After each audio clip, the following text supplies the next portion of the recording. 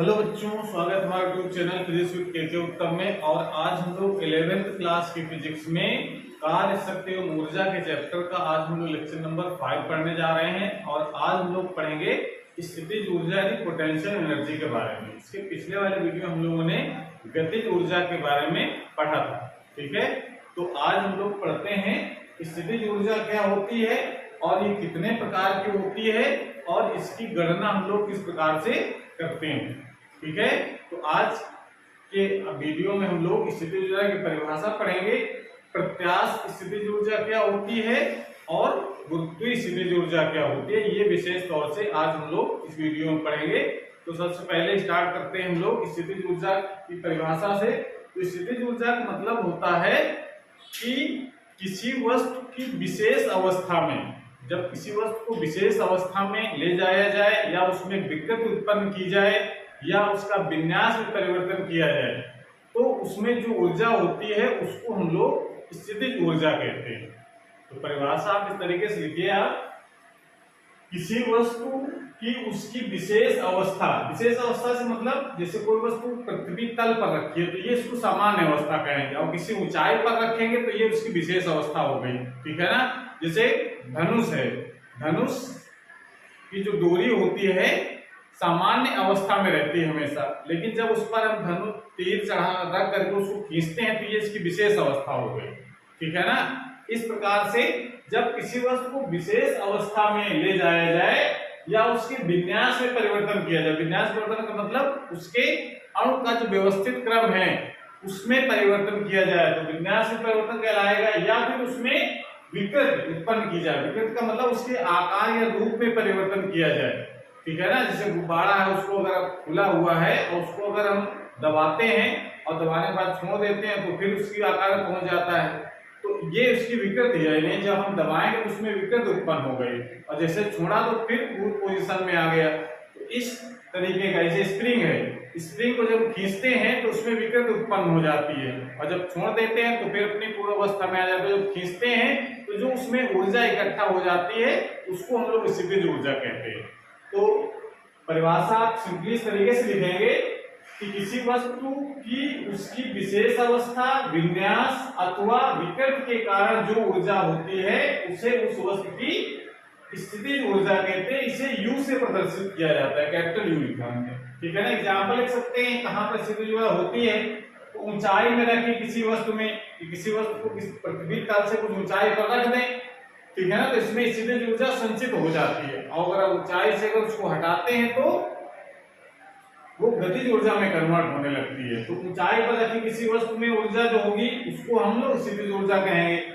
बांध बनाकर इकट्ठा किए गए जल में, ठीक है ना, ये हम लोग जानते हैं, जो बांध जो बनाए जाते हैं नदियों में वो पानी इकट्ठा करने के लिए बनाए जाते हैं और इकट्ठा करके जब किसी टरबाइन पर गिराया जाता है तो उससे विद्युत उत्पन्न होती है। तो इकट्ठा जो जल है उसमें स्थितिज ऊर्जा होती है जो टरबाइन को घुमा सकती है। धनुष की खिंची हुई डोरी में, धनुष की अगर खिंची डोरी है तो उसमें जो ऊर्जा होगी, भाई सामान्य अवस्था में तो कोई ऊर्जा होगी नहीं, विशेष अवस्था में तभी ऊर्जा होगी, जब खींचेंगे तब उसमें ऊर्जा आएगी। तो खिंची हुई डोरी में, धनुष की डोरी में जो ऊर्जा होगी उसको स्थितिज ऊर्जा कहेंगे। खिंची हुई स्प्रिंग में, स्प्रिंग में अगर खींचते हैं तो उसमें भी ऊर्जा आ जाती है। तो इस ऊर्जा है, इस प्रकार की ऊर्जा होती है उसको हम लोग स्थितिज ऊर्जा कहते हैं। तो स्थितिज ऊर्जा का एग्जाम्पल देखने के बाद हम लोग स्थितिज ऊर्जा की गणना कैसे करते हैं, किसी वस्तु में कितनी स्थितिज ऊर्जा है इसकी माप किस प्रकार से की जाती है। तो माप करने के दो तरीके हैं, ठीक है ना। एक तरीका ये कि किसी वस्तु की स्थितिज ऊर्जा जो होती है वो उस वस्तु को सामान्य अवस्था से विशेष अवस्था तक लाने में कितना कार्य करना पड़ता है, ठीक है ना, वो गणना कर लेते हैं तो उसकी स्थितिज ऊर्जा निकल आती है। जैसे पृथ्वी का आ जाए, पृथ्वी तल से किसी वस्तु को 10 मीटर ऊंचाई पर रखा गया तो उसमें कितनी स्थितिज ऊर्जा है, तो पृथ्वी तल सामान्य अवस्था हो गया, उसको विशेष अवस्था ऊंचाई पर ले गए तो तल से ऊंचाई तक ले जाने में कितना कार्य करना पड़ा, वो कार्य की गणना कर लेते हैं तो आ जाता है उस वस्तु की स्थितिज ऊर्जा। तो एक तरीका तो ये है कि सामान्य अवस्था से विशेष अवस्था में लाने पर किया गया कार्य वो स्थितिज ऊर्जा कहलाएगा। और दूसरे नंबर में कह सकते हैं कि अगर कोई वस्तु विशेष अवस्था में पहले से है, यानी कोई स्प्रिंग खींची हुई है ठीक है ना। और कहा जाए कि अब बताओ इसमें कितनी ऊर्जा संचित है, तो खिंची अवस्था से सामान्य अवस्था में उसको लाएं तो कितना कार्य करना पड़ेगा, वो भी स्थितिज ऊर्जा कहलाएगी। तो दो तरीके से गणना कर सकते हैं, किसी वस्तु की स्थितिज ऊर्जा उस वस्तु के उस सामान्य अवस्था से विशेष अवस्था तक लाने में किए गए कार्य के बराबर होती है। दूसरे तरीके से निकाल सकते हैं, किसी वस्तु की स्थितिज ऊर्जा उस वस्तु को विशेष अवस्था से सामान्य अवस्था तक लाने में किए गए कार्य के बराबर होती है। ये तो स्थितिज ऊर्जा की माप हम लोग करते हैं इस तरीके से, सो नोट कर लीजिए। उसके बाद हम लोग जानते हैं कि स्थितिज ऊर्जा कितने प्रकार की होती है, रीडिंग लगाएंगे स्थितिज ऊर्जा के प्रकार, सो नोट कर लें।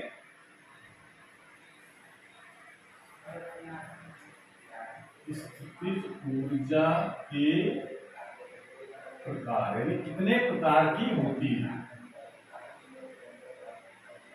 तो स्थितिज ऊर्जा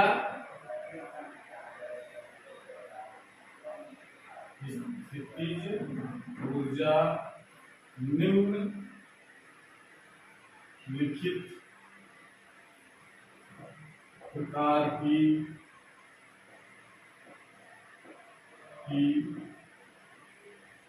होती है। नंबर 1 गुरुत्वीय स्थितिज ऊर्जा, गुरुत्वीय स्थितिज ऊर्जा, जिसको हम कहते हैं पोटेंशियल ग्रेविटेशनल पोटेंशियल एनर्जी। दूसरा है प्रत्यास्थ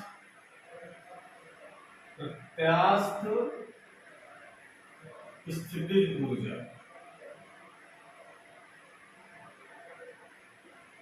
प्रत्यास्थ स्थितिज ऊर्जा। तीसरा ले सकते हैं वैद्युत स्थितिज ऊर्जा,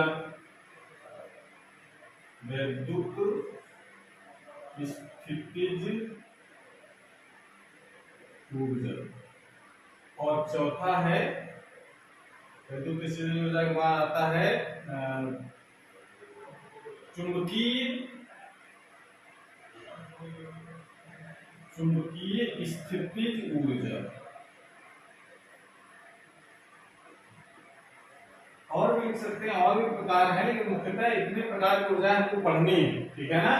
और एक बार लिख सकते हैं रासायनिक स्थितिज ऊर्जा, रासायनिक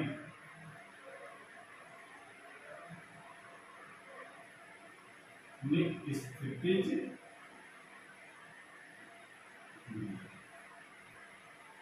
ये 5 प्रकार की होती है। ये समझ लीजिए कि गतिज ऊर्जा के अलावा जो ऊर्जाएं होती हैं, गतिज ऊर्जा का मतलब किसी वस्तु में गति के कारण जो ऊर्जा हो, तो गति के कारण जो ऊर्जा हो तो उसको गतिज ऊर्जा कहते हैं। लेकिन गतिज ऊर्जा के अलावा जो ऊर्जाएं होंगी सब वो स्थितिज ऊर्जा की श्रेणी में आती हैं।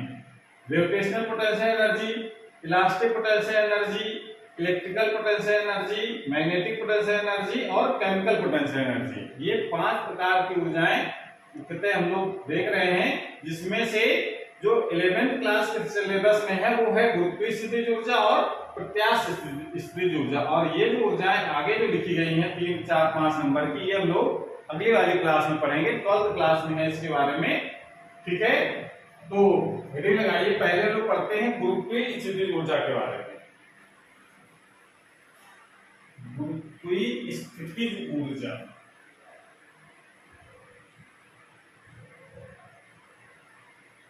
गुरुत्वीय स्थितिज ऊर्जा, ग्रेविटेशनल पोटेंशियल एनर्जी। इसका मतलब क्या है? इसका मतलब है ग्रेविटेशनल पोटेंशियल मतलब होता है कि जब कोई वस्तु पृथ्वी तल से किसी ऊंचाई पर स्थित होती है तो उसमें जो ऊर्जा होती है उसको कहा जाता है गुरुत्वीय स्थितिज ऊर्जा। परिभाषा लिखेंगे इस प्रकार से, किसी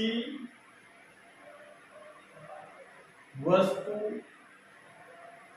में पृथ्वी तल से ऊंचाई के कारण, तल से ऊंचाई के कारण जो ऊर्जा होती है उसे उस वस्तु की गुरुत्वीय स्थितिज ऊर्जा कहते हैं। ये भी फिर से लिख सकते हैं, कोई वस्तु पृथ्वी तल से ऊंचाई पर स्थित हो उस समय जो उसमें ऊर्जा आएगी, यानी सामान्य अवस्था से विशेष अवस्था में ले गए तो उसमें एक ऊर्जा आ जाती है जिसको हम लोग कहते हैं गुरुत्वीय स्थितिज ऊर्जा। तो गणना हम लोग कैसे करेंगे, तो मान लेते हैं कि कोई वस्तु है पृथ्वी तल पर रखी है यहाँ, और इसको उठा करके हम ले गए इस h ऊंचाई पर। तो h ऊंचाई तक ले जाने में कितना कार्य करना हो, सामान्य अवस्था से विशेष अवस्था में, यानी पिंड का अगर द्रव्यमान अगर m मान लेते हैं तो इसका जो भार होगा, क्योंकि पृथ्वी इसको नीचे घसीट रही है, इसको हम लोग गुरुत्व बल कहते हैं। गुरुत्व बल कितना होगा mg। इस गुरुत्व बल के विरुद्ध हम इस ऊंचाई तक ले गए h ऊंचाई तक, तो कितना कार्य करना पड़ा। कार्य करने जो स्थितिज ऊर्जा की गणना हम लोग कैसे करते हैं, सामान्य अवस्था से विशेष अवस्था तक ले जाने में जितना कार्य करना पड़ता है वो उसकी स्थितिज ऊर्जा कहलाती है। तो सामान्य अवस्था में पृथ्वी तल से h ऊंचाई तक, यानी h ऊंचाई को मतलब विशेष अवस्था तक ले गए तो कितना कार्य करना पड़ेगा। तो मानते हैं इसमें हम माना यम द्रव्यमान के पिंड को पृथ्वी तल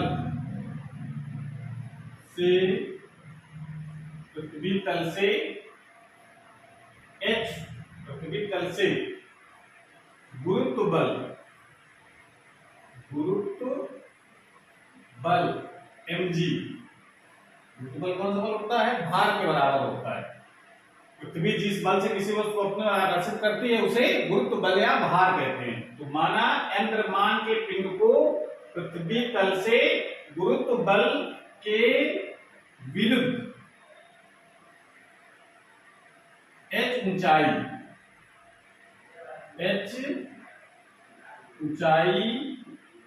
तक ले जाने में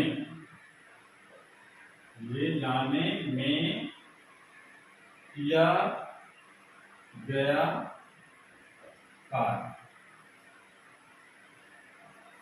कार्य कितना हो जाएगा, W बराबर, कार्य बराबर क्या होता है, बल गुणित विस्थापन। तो बल कौन सा लग रहा है यहाँ पर, गुरुत्व बल।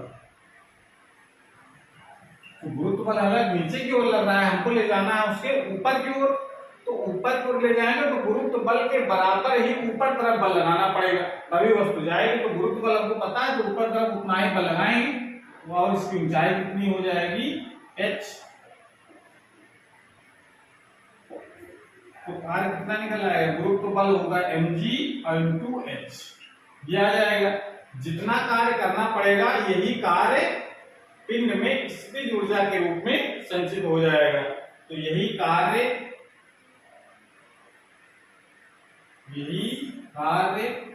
पिंड में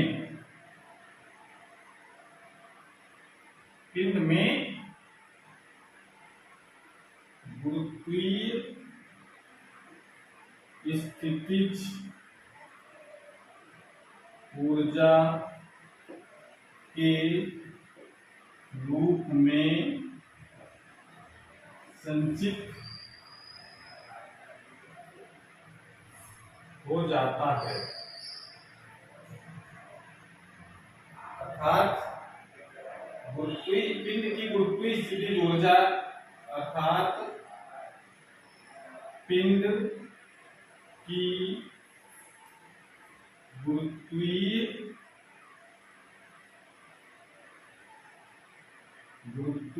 स्थितिज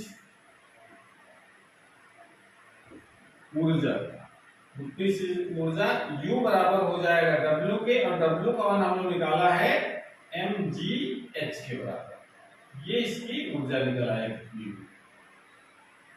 समझ में आ रहा है। इस प्रकार से किसी पिंड को पृथ्वी तल से अगर h ऊंचाई पर ले जाते हैं तो कितनी ऊर्जा होगी उस पर mgh के बराबर। ठीक है, तो ये गुरुत्व बल के विरुद्ध किया गया कार्य हो गया और इस कार्य का मान होगा mgh, और यही कार्य स्थितिज ऊर्जा के बराबर होता है। इसको नोट कर लीजिए। और उसके बाद फिर डालते हैं हम लोग स्प्रिंग में जो कितनी ऊर्जा होती है उसको खींचने में, या उसको प्रत्यास्थ स्थितिज ऊर्जा भी कहते हैं। इसको नोट कर लीजिए, हेडिंग लगाइए प्रत्यास्थ स्थितिज ऊर्जा। प्रत्यास्थ स्थितिज ऊर्जा का मतलब है किसी वस्तु में उसके आकार अथवा विन्यास में परिवर्तन के कारण जो ऊर्जा होती है उसे उस वस्तु की प्रत्यास्थ स्थितिज ऊर्जा कहते हैं। आकार अथवा विन्यास में परिवर्तन के कारण, जैसे आकार विन्यास का मतलब जैसे किसी कोई स्प्रिंग है और स्प्रिंग को खींचते हैं तो खींचा तो उसके आकार में परिवर्तन हो गया, उसकी लंबाई बढ़ गई, मोटाई कम हो गई, ये होता है ना। स्प्रिंग खींचते हैं तो उसकी लंबाई बढ़ जाती है, मोटाई कम हो जाती है। ठीक है ना। या कोई रबड़ है उसको खींचते हैं तो उसमें भी उसके भी आकार में परिवर्तन हो जाता है, विकृति हो जाती है उसमें। तो आकार या विकृति में परिवर्तन के कारण जो ऊर्जा होती है, तो मतलब जैसे खींचा हमने अभी छोड़ दिया तो अपने आप ये पूर्व अवस्था में आ जाती है। तो ये जो पूर्व अवस्था में किसके कारण आती है, जो उसमें ऊर्जा है, ऊर्जा होने के कारण वो वापस लौट आती है अपनी पोजीशन पर। तो जिन वस्तुओं में ये गुण पाया जाता है कि बल लगाएं तो उसके आकार या रूप में परिवर्तन हो जाए, और जैसे ही बल हटा लें हम तो उस अपनी पूर्व अवस्था में वस्तु आ जाए, तो ऐसे गुण को कहा जाता है प्रत्यास्थता का गुण कहते हैं। यानी ऐसी वस्तु कहा जाता है उसमें प्रत्यास्थ वस्तुएं हैं।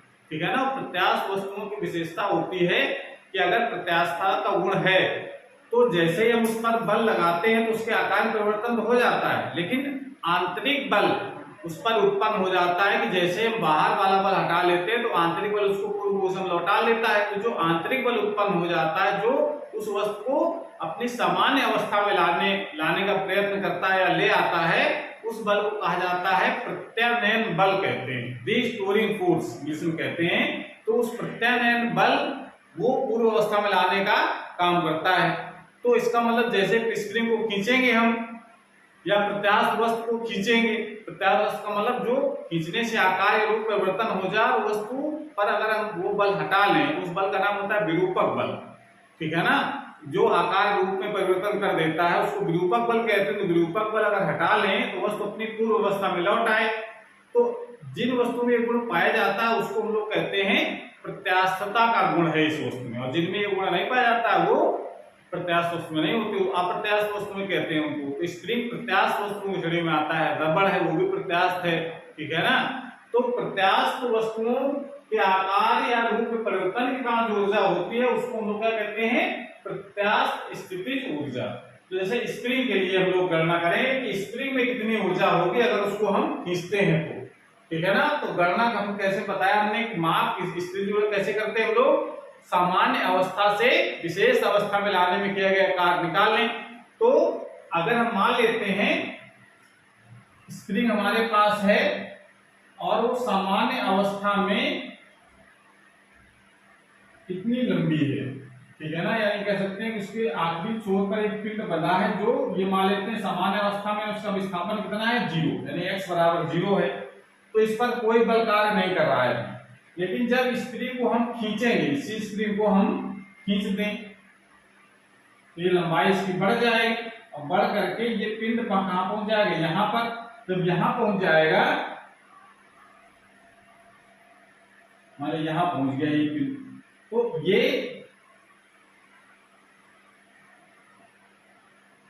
ये पोजीशन पहले यहां थी इस पिंड की, आप कितना खिसक गया ये x। जब इसको हमने खींचा यानी बाहर कितना बल लगाया हमने, इस तरफ बल लगाएंगे तो ये अपने आप इस तरफ एक बल उत्पन्न हो जाता है जिसको हम लोग कहते हैं प्रत्यानयन बल या स्प्रिंग पर लगने वाला बल। तो प्रत्यानयन बल का मान होता कितना है वो डिपेंड करता है स्प्रिंग के बल नियतांक पर। तो एक हुक का एक नियम है और हुक का नियम कहता है कि जो प्रत्यानयन बल का जो मान है वो पिंड या वस्तु के विस्थापन वस्तु यहाँ पर कौन सी स्प्रिंग है, स्प्रिंग के विस्थापन यानी कितनी लंबाई में वृद्धि हुई है उसके अनुक्रमानुपाती होता है कि जितना ज्यादा विस्थापन करेंगे उतना ज्यादा बल उत्पन्न होता है। तो आप देख सकते हैं इसमें प्रत्येक बल का मान कितना होगा, तो इसके हम लोग लिखेंगे हुक के नियम के अनुसार, हुक के नियम के अनुसार प्रत्यानयन बल,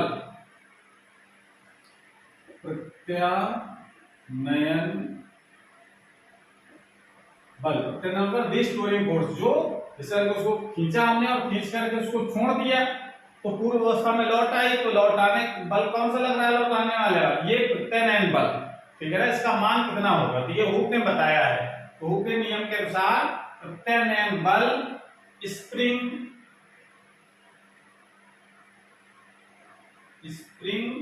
में विस्थापन x के प्रत्यानयन बल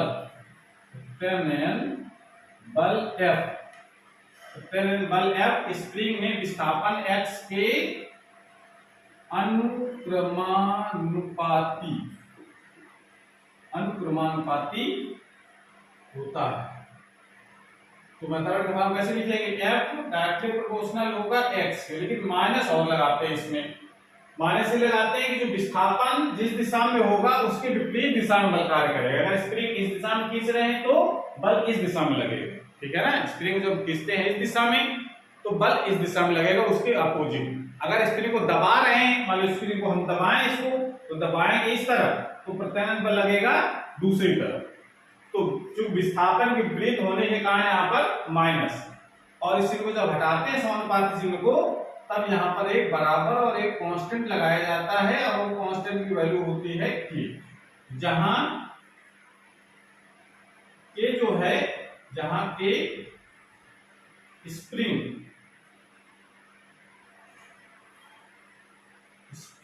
का बल नियतांक, स्प्रिंग का बल नियतांक,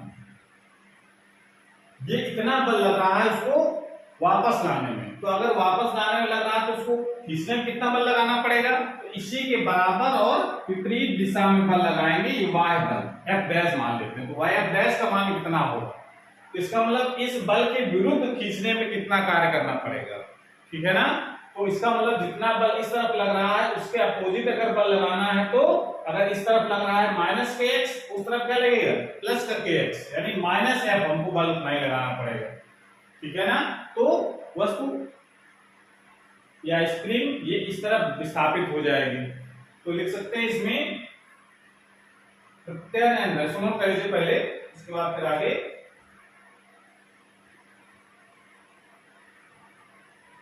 नोट कर लिया,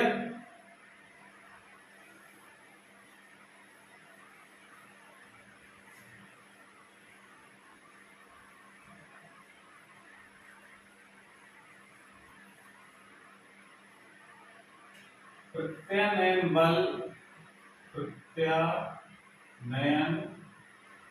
बल F के प्रत्यानयन बल F के विरुद्ध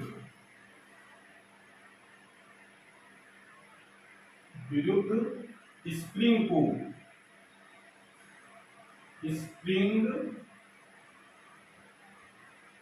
को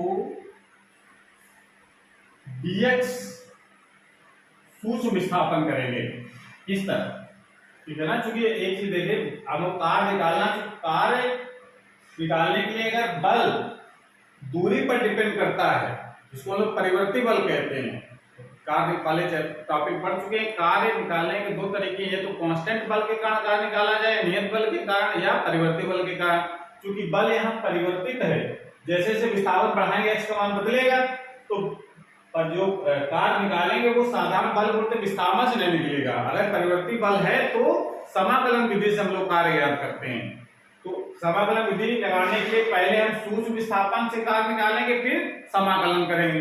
तो वही करने जा रहे हैं। प्रत्यानयन बल F के विरुद्ध स्प्रिंग को dx दूरी dx दूरी विस्थापित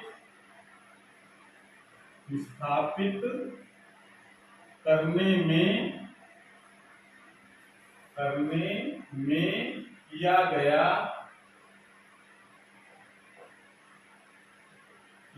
कार्य। तो सूक्ष्म विस्थापन का तो कार्य भी सूक्ष्म होगा।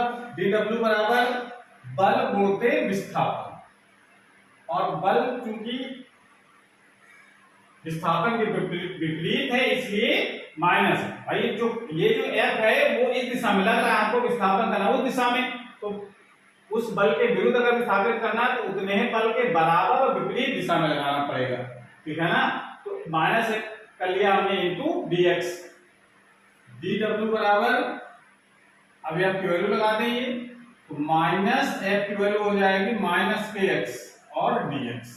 तो dw बराबर kx dx, यानी dx विस्थापित करने में इस y बल द्वारा जो f डैश लिखा है, f डैश समान किसके बराबर हो जाएगा, माइनस f के बराबर होगा, ठीक है ना। तो वही माइनस f हमने लिखा है, या f डैश लिख सकते हैं। यहाँ पर f डैश की वैल्यू आपको माइनस में रखनी पड़ेगी बस।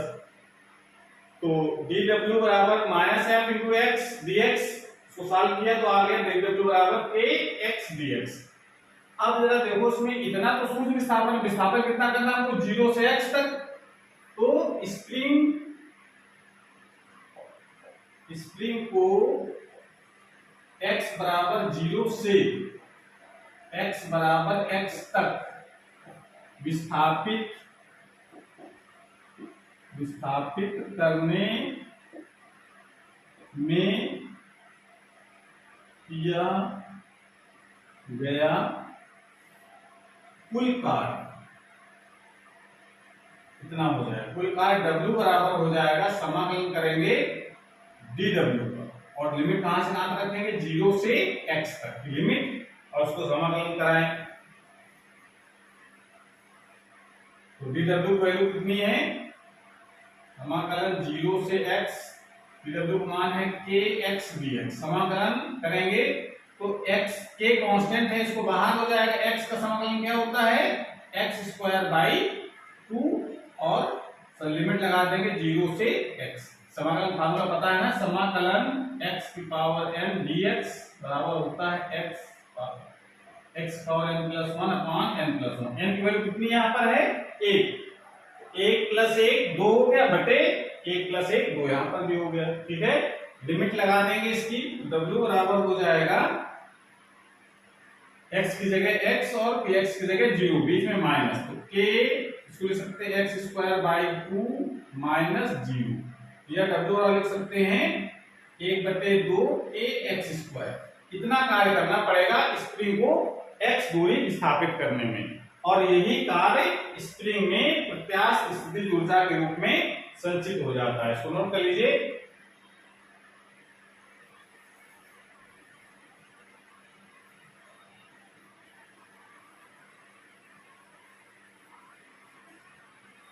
यही कार्य स्प्रिंग में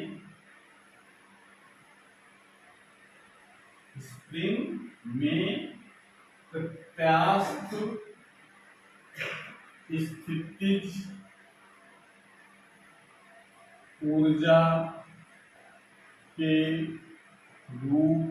में संचित हो जाता है। ये कार्य स्प्रिंग में प्रत्यास्थ स्थितिज ऊर्जा के रूप में संचित हो जाता है। तो स्थितिज ऊर्जा कितनी हो जाएगी,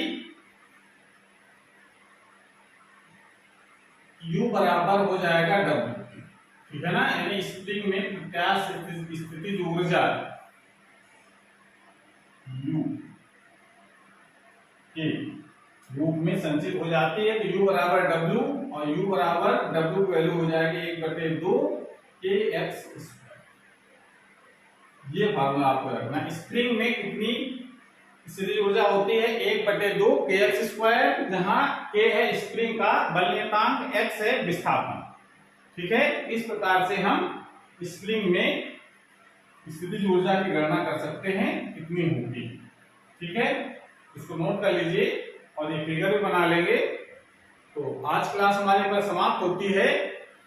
अगर ये वीडियो अच्छा लगा हो तो उसको लाइक करें, अपने दोस्तों को शेयर करें, और चैनल अभी तक सब्सक्राइब नहीं किया तो चैनल को सब्सक्राइब करें, जिससे नए जो वीडियो अपलोड हो उसकी नोटिफिकेशन आपके पास सबसे पहले पहुंच जाए। पढ़ाई करते रहिए। Thank you.